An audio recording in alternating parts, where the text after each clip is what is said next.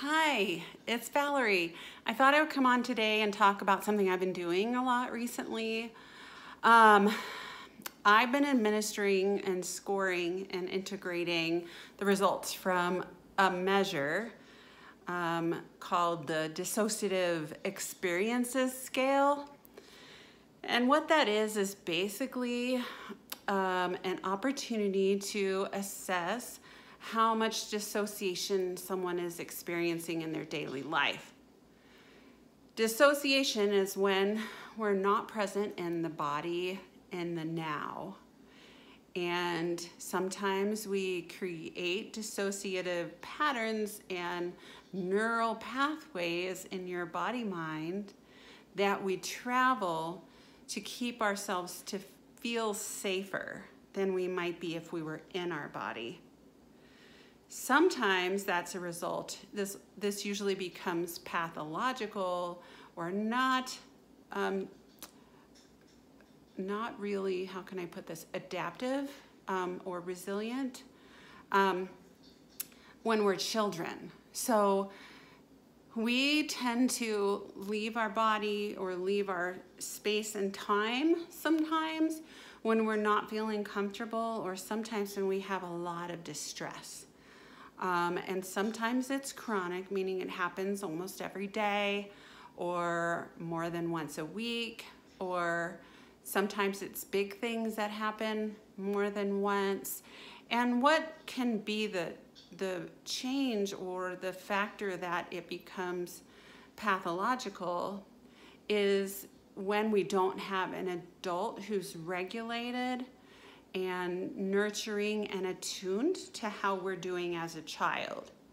So we have no way to process how we're feeling and how distressed we are.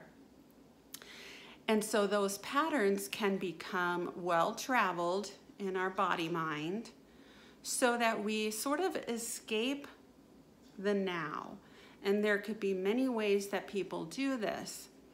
In my work, I usually administer a dissociative experiences scale when I'm going to attempt or assess for appropriateness to have eye movement desensitization and reprocessing. Because EMDR, which is eye movement desensitization and reprocessing, can help metabolize shock and freeze on the nervous system that might have been there for a while. And fun fact, we can also inherit other people's shock and freeze. So they've actually traced this back 17 generations. So if in your family there was immigration, forced immigration, war, famine, anything that would have been distressing to your lineage, your history, it can be passed down through the way our genes either turn on or off. What's needed to survive, ooh, I need to be hyper vigilant. And that means I'm always watching my environment. It means your nervous system is not soothed and calm and regulated. So you're always like hyper alert. So that's one example. So I enjoy administering when necessary and when appropriate the Dissociative Experiences Scale so that I can be safe with how I want to proceed to help somebody to metabolize shock and freeze. That's still on their nervous system, even if it didn't happen to them.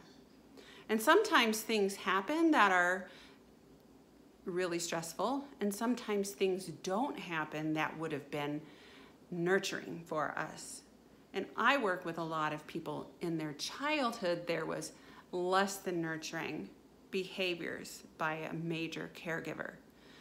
I throw out a lot of terms. Please ask me questions if you're like, what does that mean? I mean, I could talk about a lot of things, but I wanted to come on and just let you know that's something that is recently something that I've been doing more of. Sometimes it's an acute stress response to an experience as an adult.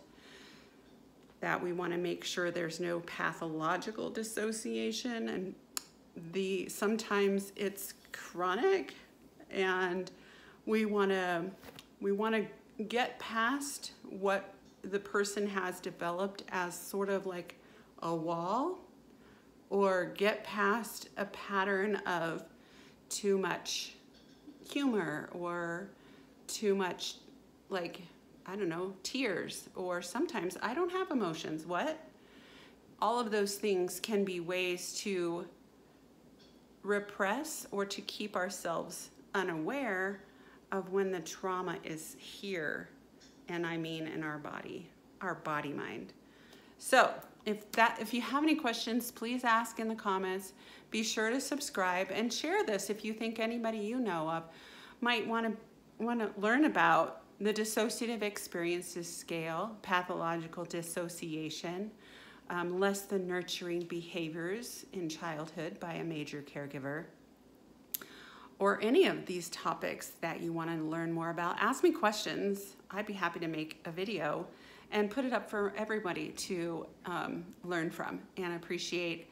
And my whole goal in recording these videos and putting it up is so that there's hope. I want everyone to know there's hope for healing. You don't have to live with that level of distress, dysregulation, dissociation, and not being friendly to yourself, not being present for your relationships and for yourself, and not enjoying your life. Always on anxiety, or always with depression, or always with avoidance, unable to address hard topics, being unable to say goodbye or finish something that you don't need anymore. Like, there's all these things that it affects in our life. And I think it keeps us from having access to enjoying our life. And that's ultimately what I want people to know, is enjoying your life as possible. So have a good day.